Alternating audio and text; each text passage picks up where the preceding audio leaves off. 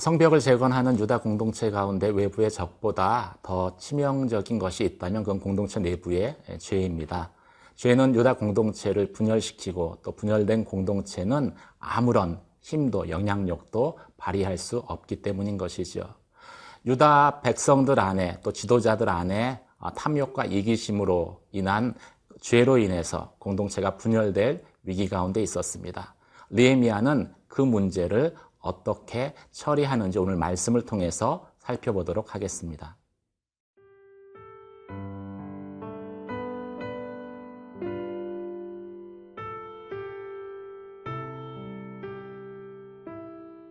느헤미야 5장 1절에서 13절 말씀입니다. 그때에 백성들이 그들의 아내와 함께 크게 부르짖어 그들의 형제인 유다 사람들을 원망하는데 어떤 사람은 말하기를 우리와 우리 자녀가 많으니 양식을 얻어 먹고 살아야 하겠다 하고 어떤 사람은 말하기를 우리가 밭과 포도원과 집이라도 저당 잡히고 이 흉년에 곡식을 얻자 하고 어떤 사람은 말하기를 우리는 밭과 포도원으로 돈을 빚내서 왕에게 세금을 바쳤도다. 우리 육체도 우리 형제의 육체와 같고 우리 자녀도 그들의 자녀와 같거늘 이제 우리 자녀를 종으로 파는도다. 우리 딸 중에 벌써 종된 자가 있고 우리의 밭과 포도원이 이미 남의 것이 되었으나 우리에게는 아무런 힘이 없도다 하더라. 내가 백성의 부르짖음과 이런 말을 듣고 크게 노하였으나 깊이 생각하고 귀족들과 만장들을 꾸짖어 그들에게 이르기를 너희가 각기 형제에게 높은 이자를 취하는도다 하고 대회를 열고 그들을 쳐서 그들에게 이르기를 우리는 이방인의 손에 팔린 우리 형제 유다 사람들을 우리의 힘을 다하여 도로 찾았거늘 너희는 너희 형제를 팔고자 하느냐 더구나 우리의 손에 팔리게 하겠느냐 하매 그들이 잠잠하여 말이 없기로 내가 또 이르기를 너희의 소행이 좋지 못하도다. 우리의 대적 이방 사람의 비방을 생각하고 우리 하나님을 경외하는 가운데 행할 것이 아니냐. 나와 내 형제와 종자들도 역시 돈과 양식을 백성에게 구워 주었거니와 우리가 그 이자 받기를 그치자 그런즉 너희는 그들에게 오늘이라도 그들의 밭과 포도원과 감람원과 집이며 너희가 구워준 돈이나 양식이나 새 포도주나 기름의 100분의 1을 돌려보내라 하였더니 그들이 말하기를 우리가 당신의 말씀대로 행하여 돌려보내고 그들에게서 아무것도 요구하지 아니하리이다 하기로 내가 제사장들을 불러 그들에게 그 말대로 행하겠다고 맹세하게 하고 내가 옷자락을 털며 이르기를 이 말대로 행하지 아니하는 자는 모두 하나님이 또한 이와 같이 그 집과 산업에서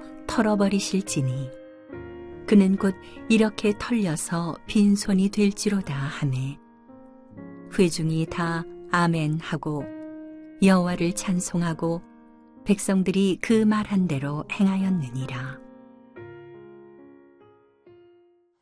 느헤미야는 외부의 대적들에 대해서도 경계를 늦추고 있지 않았지만 또 오늘 말씀 가운데 보면은 관심과 사랑을 가지고 유다 공동체 내부의 문제도 집중하고 있었습니다. 그 관심과 사랑이 유다 공동체를 죄와 또 위기에서 건져냈다라고 오늘 본문은 말씀하고 있습니다.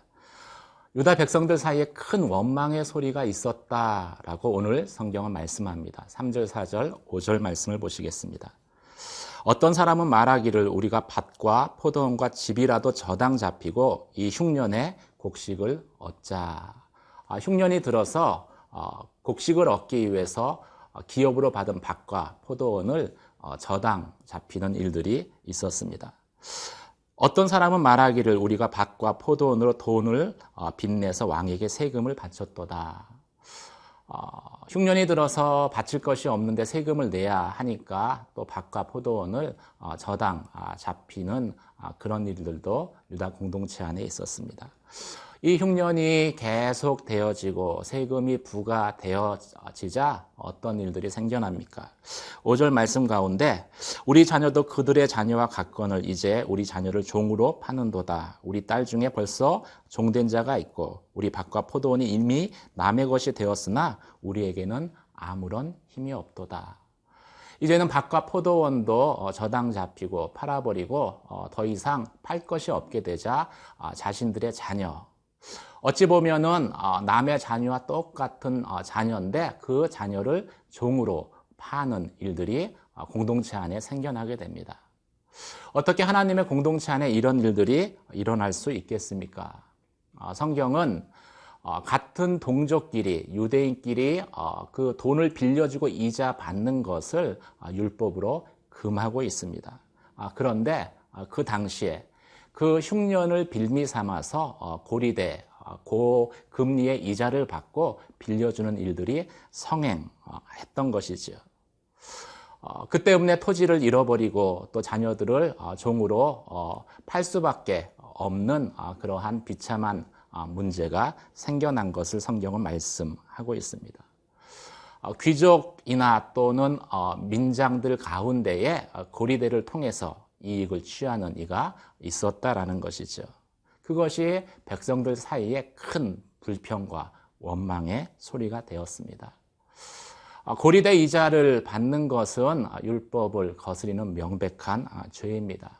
죄임에도 그 개인 안에 있는 탐욕이 또 그 탐욕으로 말미암는 이기심이 다른 사람이 어찌 되든지 간에 남의 자녀야 종으로 팔리든지 안 팔리든지 내 이익만 취하면 된다라는 그러한 극도의 이기주의와 욕심으로 인해서 유대 공동체는 급속도로 분산되고 분열되고 있었다라고 성경은 말씀하고 있습니다.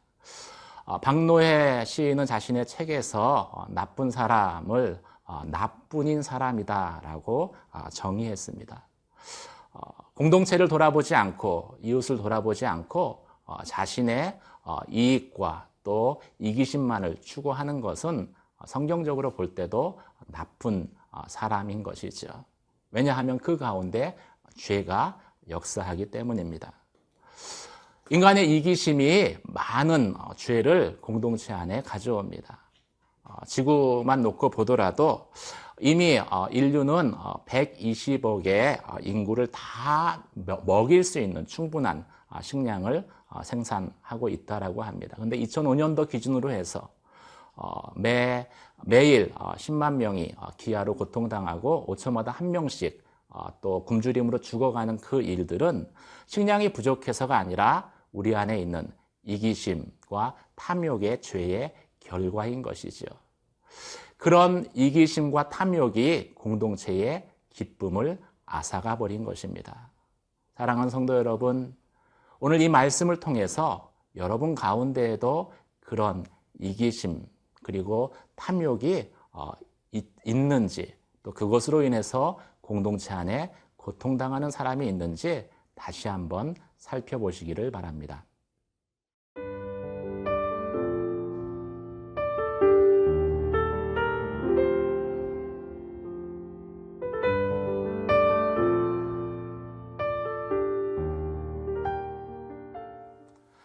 느헤미야는 귀족들과 민장들의 죄에 대해서 분노합니다. 하지만 그 죄를 다루는 데 있어서는 깊이 생각하였다라고 성경에 말씀하고 있습니다.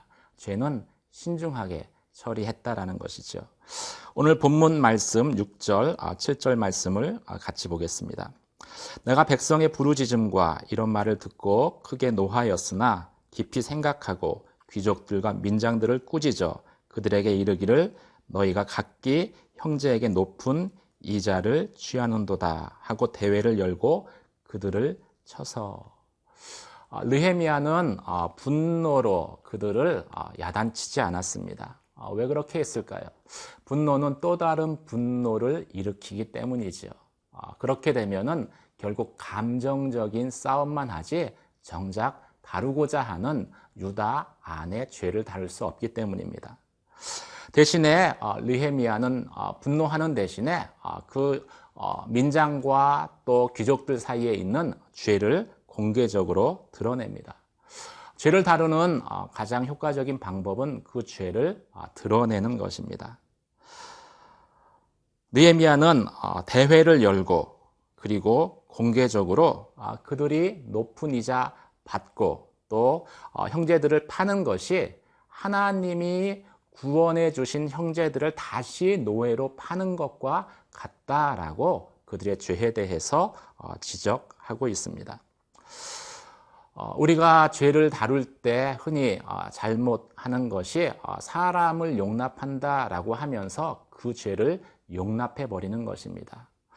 죄라는 것은 드러날 때 그것이 사라지지 죄를 감추어 버리면은 오히려 그 죄는 더더욱 퍼지게 될 수밖에 없는 것이죠. 느헤미야는 그래서 공개적으로 유다 백성들 안에 있는 죄를 드러냈습니다. 그리고 또 어떻게 죄를 다룹니까? 그 죄에 대해서 회개의 기회를 제공합니다. 오늘 11절 말씀에 그런즉 너희는 그들에게 오늘이라도 그들의 밭과 포도원과 감람원과 집이며 너희가 구워준 돈이나 양식이나 새 포도주나 기름의 100분의 1을 돌려보내라 하였더니 그동안 부당하게 받은 것들을 다시 되돌려 주라라고 권면합니다. 회개라는 것은 이전에 잘못된 행동으로부터 돌이키는 것이죠. 죄를 드러내는 것은 처벌하기 위한 것이 아닙니다. 그것은 돌이켜 회개함으로 다시 하나님께 나아가게 하기 위한 것이죠. 느헤미야는 그 죄를 지었던 귀족과 민장들에게 회개의 기회를 제공합니다. 그리고 그들이 쉽게 회개할 수 있게끔 자신이 먼저 믿음의 본을 보입니다. 오늘 10절 말씀 가운데 나와 내 형제와 종자들도 역시 돈과 양식을 백성에게 구워 주었거니와 우리가 그 이자 받기를 그칠 것이다. 우리도 돈을 구워 줬는데 우리도 이자 받는 것을 더 이상 하지 않겠다. 어쩌면 왜 나만 그렇게 하느냐라고 마음 가운데 불평할 수 있는 불평의 요지를 먼저 본을 보임으로 제거해 버리죠. 그리고 믿음의 도전을 합니다. 그렇게 하는 것이 여호와를 경외하는 가운데 행하는 것 아니냐.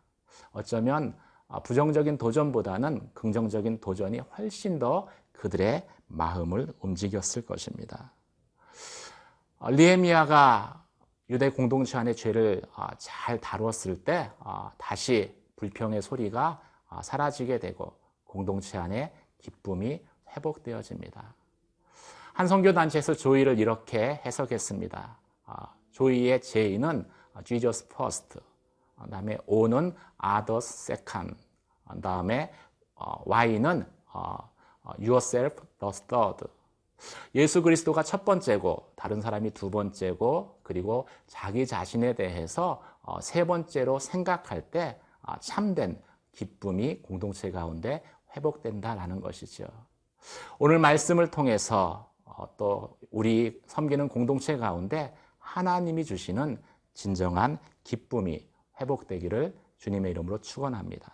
기도하시겠습니다. 은혜와 사랑의 하나님 아버지, 오늘 말씀을 통해서 공동체를 분열시키는 내 안에도 있는 탐심과 이기심을 다스리게 하여 주시옵소서.